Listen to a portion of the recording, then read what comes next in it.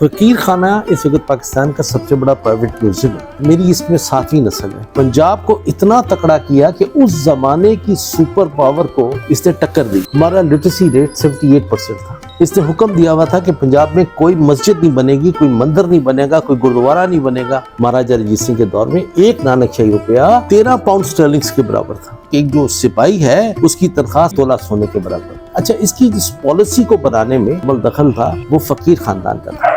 इनकी मोहर के बगैर महाराजा पानी भी नहीं पी सकता।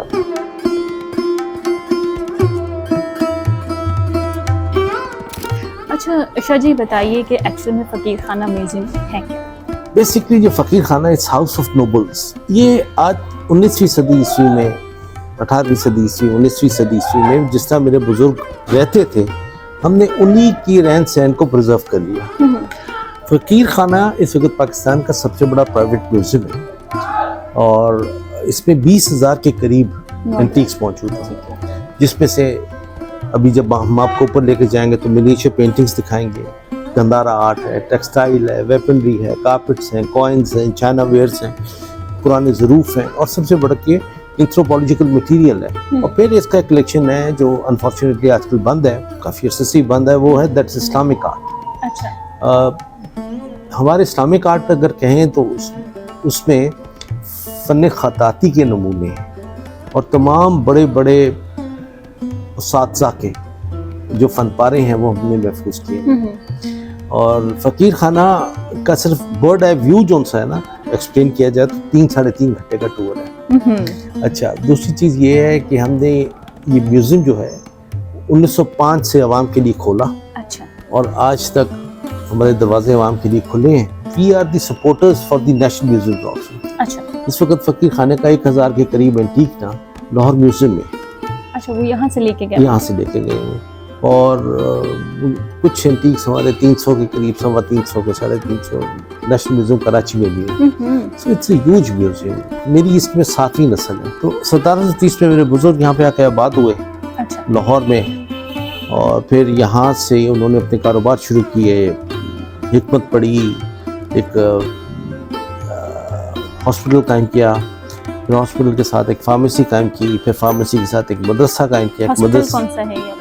वो उसका नाम था दारुल शिफा। अच्छा, ख्याल रहिए कि उस ज़माने में जितनी भी कुतुब होती थी वो हाथ से लिखवाते थे। तो we collected more than 10,000 books with us. Great. वो जो 10,000 मखतूते जमा किए, that was the beginning of Fakir Khana museum. 1730 में नादिर शाह दुरानी का हमला हुआ था। अच्छा, पंजाब का कोई पुरसाने हाल नहीं था फॉर 60 लॉन्ग ईयर्स। 1739 को इसने हमला किया था। 1739 से 1799 तक Punjab was under the rule of Afghan government. Some or the other, कभी चाहते थे कभी आते थे, और हमें ये 70 साल तक लूटते रहे अफगानी। नादिर शाह दुरानी से शुरू हुआ, अहमद शाह अब्दाली तक आया, अहमद शाह अब्दाली की औलादें आईं, और फिर साथ में यहाँ पे सिख भी काबिज हो गए।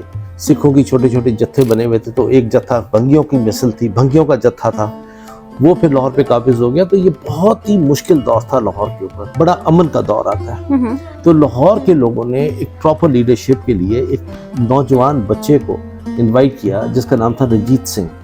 उसकी उम्र 18.5 साल थी। अच्छा, तो लाहौर के लोगों ने उसको खत लिख के, इनविटेशन दे के बुलाया। था अनपढ़, वो पढ़ और लिख नहीं सकता था, मगर विजडम रखता था। So he became the king of Lahore. तो ये 40 साल का फिर अगला दौर है, 1799 से लेके 1839 तक, और फिर 10 साल मजीद उसकी औलादों का। उसके बाद फिर यहाँ पर अंग्रेज का भी। तो ये जो दौर है, जो महाराजा रंजीत सिंह का दौर है, ये एक गोल्डन पीरियड है पंजाब का। 40 साल यानी 40 साल का वो दौर है। उसकी जो लीडरशिप की क्वालिटीज थी वो ये थी कि वो सेकुलर अप्रोच का मालिक था। हिंदू, सिख, मुसलमान, ईसाई, बुद्ध मत, जैन मत, जितने भी मज़ाहिब थे उसके लिए सब यकसा थे। उसने पंजाब के अंदर, पंजाब के लोगों में पंजाबियत या पंजाब की मिट्टी से प्यार का जज्बा दिया, अपने खित्ते से प्यार जी। लाहौर से उसने अपनी फतूहात का सिलसिला शुरू किया। और लेटर मुगल पीरियड जब हुआ था तो अफगानिस्तान, विच सब कॉन्टिनेंट हम कहते हैं, अफगानिस्तान और सेंट्रल एशिया तक मुगल का इलाका था, मगर अफगानिस्तान वगैरह इनके हाथ से निकल गया हुआ था। तो फिर महाराजा रंजीत सिंह ने जब फतूहात का सिलसिला शुरू किया, पूरे पंजाब को एक पंजाब की रियासत बना दी। पंजाब को इतना तकड़ा किया कि उस जमाने की सुपर पावर को इसने टक्कर दी। उस जमाने की सुपर पावर कौन थी? बरतानिया। मतलब 40, अगर राजा रणजीत सिंह नहीं होता तो ब्रिटिश दौर 40 साल पहले ही आ चुका होना था। बहुत पहले आ जाता। उनके लिए तो पंजाब कुछ भी नहीं था।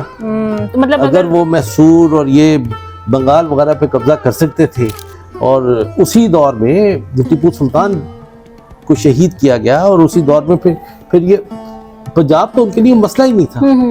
ये इतना स्ट्रॉन्ग था कि इसने सबसे पहले जो स्टेप दी पंजाब में रिफॉर्म्स की थी, वो बड़ी कमाल थी। अब आपको एक बात बताता हूँ, आप सुन के हैरान हो जाओगे। हमारा लिटरेसी रेट 78% था उस दौर में। खुद अनपढ़ था, इसने पूरे पंजाब को पढ़ा लिखा बना दिया था। इसने हुक्म दिया हुआ था कि पंजाब में कोई मस्जिद नहीं बनेगी, कोई मंदिर नहीं बनेगा, कोई गुरुद्वारा नहीं बनेगा जब तक उसके साथ एक मदरसा नहीं बनेगा। क्या सोच रखता था। जितने भी मसाजिद के साथ मदरसों की बुनियाद थी, या गुरुद्वारों के साथ, गुरुद्वारे तो नहीं तो उन जमाने में धर्मशाला कहते थे, जितने भी धर्मशाले या ठाकुरों के साथ या मंदिरों के साथ जितने भी मंदिर बने, उनके साथ बाकायदा स्कूल का एक तस्वर दिया जाता था। अच्छा, तो फिर सर इतनी विजडम थी महाराजा रणजीत सिंह, और उन्होंने इतने इलाके उन्होंने फतह किए, लेकिन उसके बाद उनकी औलादों में वो विजडम और वो सारा ट्रांसफर नहीं हो सकता। उसमें क्या, ये मैं आपको सुनाता हूँ। तो क्या सुना? मैं आपको बताता हूँ। अब बिल्कुल आपने सवाल इतना बड़ा 40 साल नहीं 50 साल का जंप मारा है। मैं जरा आपको वापस लेके चलता हूँ। अच्छा, पंजाब को सुपर पावर बनाया तो वो कौन से मुल्क होते हैं जो सुपर पावर कहलाते हैं? पहली बात है, उनकी इकोनॉमी स्ट्रांग हो, तालीम का निज़ाम हो, अदल का निज़ाम उसमें कायम हो, और डिफेंस उनका स्ट्रांग हो। ये जिस मुल्क में ये 4 चीज़ें होंगी, वो सुपर पावर बनेगी। तो कोई ने उस जमाने में यहाँ पे इनवॉइस भेजे। अब आपको हैरान हो जाएंगे ये बात सुन के कि हमारा एक नानकशाही रुपया, महाराजा रणजीत सिंह के दौर में एक नानकशाही रुपया 13 पाउंड स्टर्लिंग्स के बराबर था। और आज हम कहाँ खड़े हैं? ये तो आप बताएं ना, मैं तो वहीं खड़ा हूँ, आप जहाँ खड़ी हैं वो आप बताइए। तो 13 पाउंड स्टर्लिंग्स के बराबर था एक नानकशाही रुपया। 7 रुपया तोला सोना था, और सरकारी हुक्म यह था कि एक जो सिपाही है उसकी तनख्वाह 7 रुपए से कम नहीं होगी, 1 तोला सोने के बराबर। नॉन स्किल लेबर की तनख्वाह 3.5 रुपया तोला थी, 3.5 रुपया यानी कि आधा तोला के बराबर नॉन स्किल लेबर को मिलेगी। तो 7 रुपए से तो उनकी तनख्वाह शुरू होती थी, सिपाही की स्टार्ट होती थी, फिर आगे चलता जाता था। जितना वो बेहतरीन होता जाता था, ये अपने कारनामे करता था, ये 1200 रुपए तक भी जाती थी, 3500 रुपए तक भी, 7000 रुपए तक भी गई है जनरल्स की तनख्वाह। तो ये बहुत ही अमीर इलाका। अच्छा, इसकी जिस पॉलिसी को बनाने में सबसे ज्यादा जो अमल दखल था वो फकीर खानदान का था, मेरे बुजुर्गों का। तो मेरे बुजुर्ग मुसलमान थे, सूफी मनश थे, हकीम थे, शायर थे, फारसी ज़बान आती थी और उनको कई और ज़बानें आती थी। तो ही जो पहले थे फ़कीर अजीज़ुद्दीन साहब, जो सबसे बड़े भाई थे, वो महाराजा रणजीत सिंह के चीफ सेक्रेटरी थे या प्रिंसिपल ऑफिसर थे, and he was the foreign minister also. मगर वो उनका इतना ज़्यादा इन्फ्लुएंस था पंजाब में कि उनकी चिट्ठी, महाराजा रणजीत सिंह की चिट्ठी तस्वर की जाती थी। उनके बाद उनके छोटे भाई थे, उनका नाम था फ़कीर इमामुद्दीन।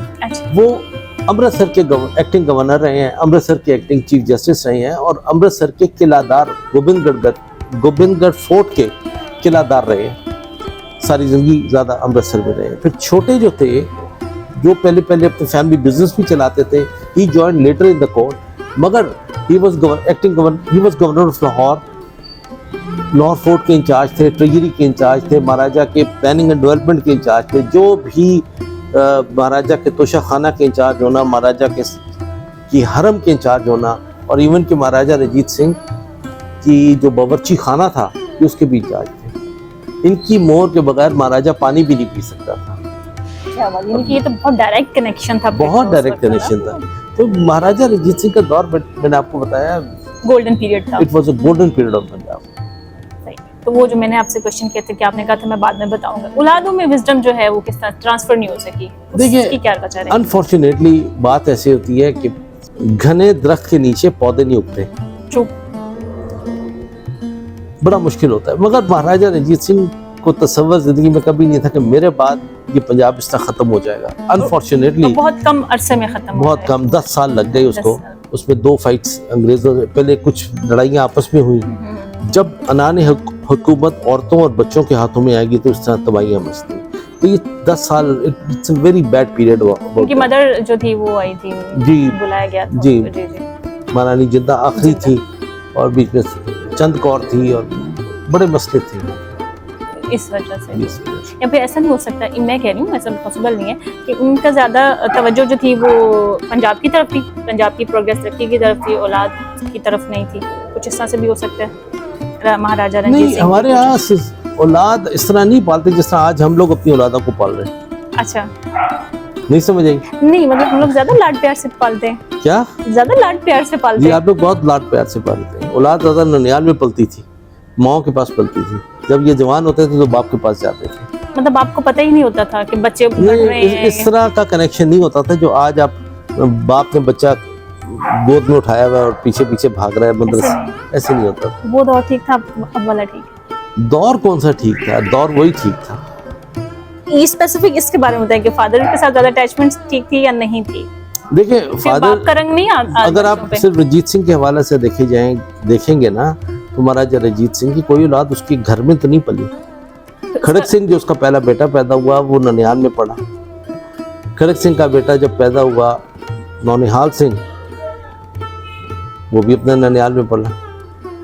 नौनिहाल सिंह के बाद उसकी दूसरी बीवी जो बड़ी बीवी थी उसके 2 बच्चे पैदा हुए, तारा सिंह और शेर सिंह। वो भी अपनी नानी के घर में पले। इसी तरह महाराजा रंजीत सिंह के पिशौरा सिंह था, मुल्ताना सिंह था, कश्मीरा सिंह था, सब अपने माओ के पास ही पलते थे। फिर जब जवान होते थे तो आते थे बाप। नहीं तो फिर इसका मतलब तो ये हो ना, बाप का रंग नहीं चढ़ा, बाप को फॉलो नहीं किया उन्होंने, ननिहाल को किया। ऐसी बात नहीं है, ऐसी बात नहीं है। उनको तालीम दी जाती थी, उनको हर घोड़सवारी ये चीजें सिखाई जाती थी। फिर उसी दौर में पहली दरसगाह तो फिर माँ हाँ, माँ वहीं से सीख के वहीं से। बचा।